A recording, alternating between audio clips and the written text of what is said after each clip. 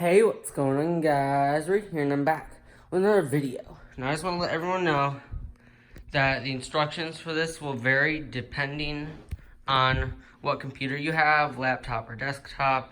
Sometimes even the model, like what type of it is, like your OEM, like Lenovo in my case, and Dell.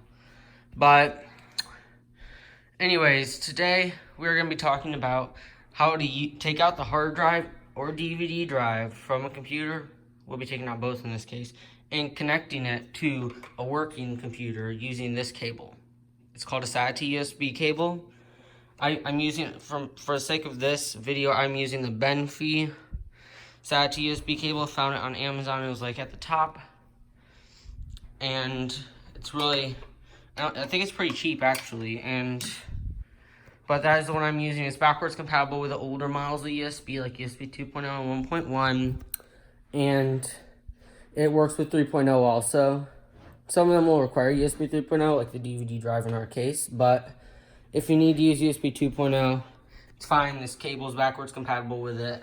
It's also backwards compatible with SATA 2 and SATA 1, but works with SATA 3. Anyways, let's get started. Now, the first and most important thing if you're taking out the hard drive is to turn off the PC. If you remove a hard drive while the PC is still running, all the processes will be halted on it, and you could lose data.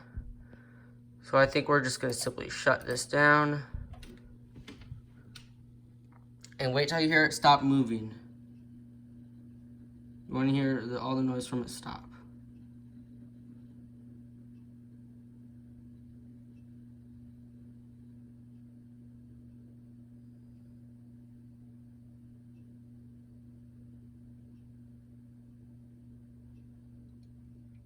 Alright, all the noise has stopped. Now to make it easier on us and the camera, I'm going to take it out of here. So I'm just going to remove all these cables and the power. And we're just going to set that down. And we're just going to take this thing out. So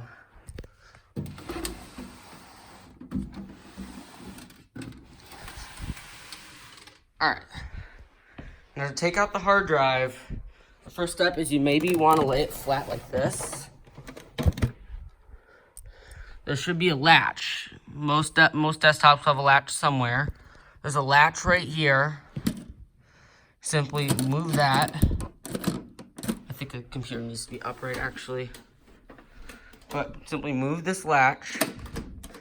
You'll notice on this end, a cover pops out. Take this off, we're in. I just had it laying the wrong way, I just figured that out. That's no problem. Now, you'll notice various components in here, like the motherboard, I believe that's like the that's not the processor, the processor's underneath that, and stuff like that. Up here you have your DVD drive, and here you have a hard drive. There's also a slot for another, but it's pretty simple. Just simply remove these cables, then this will pop right out. Feel free to take the hard drive out of its case, but I find it kind of hard sometimes to put it back in. So I'm just going to take it out.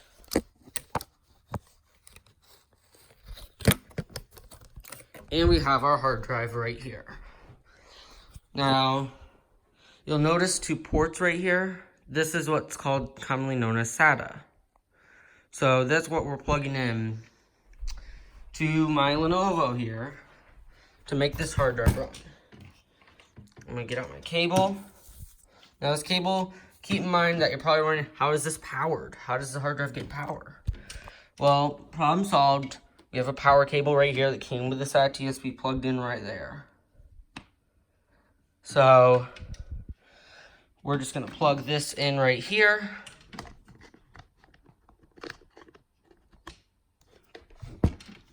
All right. Okay, it's plugged in. This USB right here goes into the computer. I'm gonna plug it into my USB 3.0 port. Now we plug this in and you'll hear it kick on. Now the hard drive is running. Now careful when you're touching the bottom green thing right there, as it may get hot. Now you'll notice here, hang on, this mouse isn't connected, I forgot. But there's all the files on the hard drive. Then this system reserved, this is all the boot files and recovery. Some of them are not accessible and stuff like that. But there's a reason that this system reserved partition there is not visible on the Dell when I'm actually putting it in, when the hard drive's in the Dell. This is because every letter, you know how everything, you'll notice how everything has a letter next to it. You see system reserved says E, local disk, C is reserved for Windows. So C is always the hard drive that's in the computer running Windows at the time. So this means that this local disk here will be F here, but will be C whenever it's connected to the hard drive in the Dell and running Windows. So this one gets a letter when it doesn't have one in the Dell operating system. Now we're gonna try ejecting these. No eject button. It's supposed to be right underneath format. Probably wondering how to eject it now. That should be pretty simple. Just click the arrow here. You see how it says safely remove hardware and eject media. Click eject. Now wait for it to turn off. You'll hear it turn off.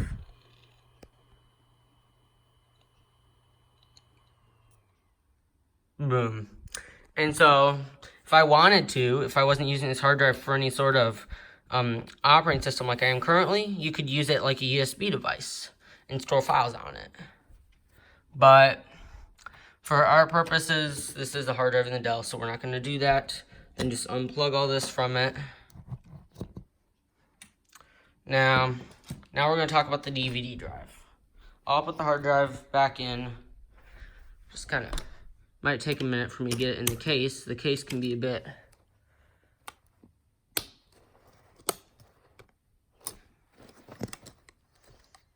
alright. It's going in. Okay, we're in. Then you want to slide it like this, facing this way. It's as simple. I need to move that cord. It's as simple as just sliding it right back in. Come on. I need to move that. Well, I need to move that while I'm... There we go. I'm just going to slide this thing in. You notice it pops right back in. Then you can reconnect the cables. It won't turn on the minute you connect it because the PC's off and unplugged. But you'll see here, make sure the cables are in the respective slots. And now we're going to go through how to take out the DVD drive. So for this purpose, it's going to be upright. Now you'll notice here, right here we have the DVD drive, but it won't budge. So first step is to remove the SATA cables, of course, which is right here. Then we need a screwdriver. We're going to unscrew this one screw right here. Now please note, if you are taking out the DVD drive and you boot it up, you can boot it up when the DVD drive is not in, but you may get a warning screen when you try turning it on, saying like strike F1 key to continue. You can just strike the F1 key to continue. Operating system will work just fine. Now next step. Next, you're going to want to slide this. Whole cover pops right off. This is the cover to the front. Then it's as easy as taking it right out. So here we have a DVD drive. It's a pretty big one. It's a real old one too. Made in 2009, so. And once again, you don't want to touch this bottom part right there near that screw, as it can get hot. Just because, you know, they're in the system, so usually they don't get that hot because of the fan, which is under there. That part of the cover doesn't really come off. Now we're going to plug this in, as usual. Basically, you just want to repeat the process, but I believe most DVD drives will require USB 3.0. Plug it in, you'll hear it kick on.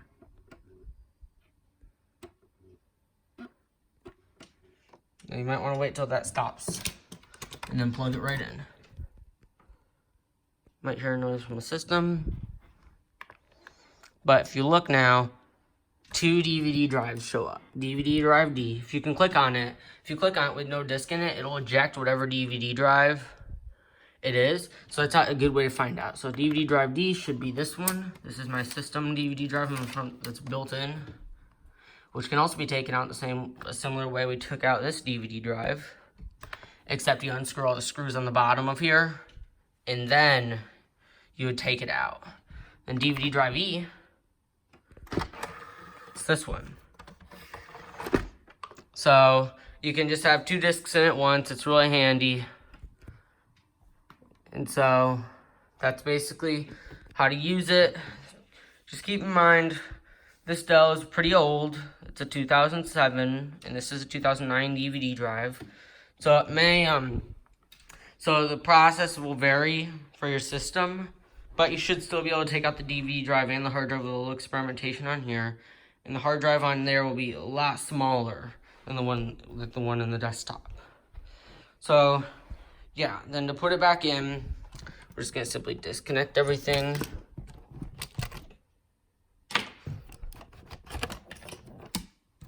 Now let's put this thing back in. Now with the DVD drive, you basically just have to repeat the steps backwards, like we did with the hard drive. So I'm slowly inserting this in. You gotta kind of get the right spot for it, you know. It's around here. Where is it? I'm definitely inserting this right. Hang on. It's not all the way up there. You gotta kind of find the spots, like in here. There we go. I knew I was doing it right. And you'll notice right here, this is what it's gonna look like on the front. And you just have to take the cover that we originally took off. Now, in a Dell, this top part right here goes on the top, and this little smaller part goes on the bottom.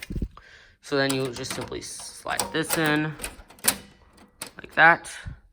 Push the DVD drive to meet this. Then we can screw it right back in. I'm gonna just kind of start screwing it in with my fingers, and then pick it up with the screwdriver. That way it doesn't actually fall out as I'm trying. So you're just gonna screw this back in. Then the next step is a real important one. The operating system will not detect it if you don't do this step. You just simply take this, put it right in here, and you want to take the other SATA cable also, put that in there. I believe the red one is for power, and the blue one is also for power on the hard drive. But yeah, then this should not budge at all now. Shouldn't come out that way, and it's definitely not coming out this way. So yeah, guys, I think that's gonna do it for this video. Everyone, thanks for watching. I hope you found this helpful when it comes to taking out hard drives and stuff, as it can prove to be helpful sometimes if you're recovering data from a bad or defective hard drive with data recovery software and stuff, because you don't have to worry about not getting an error on there. But yeah, so I hope you found this helpful. Thank you so much for watching. I'll see you guys in the next video. Peace out.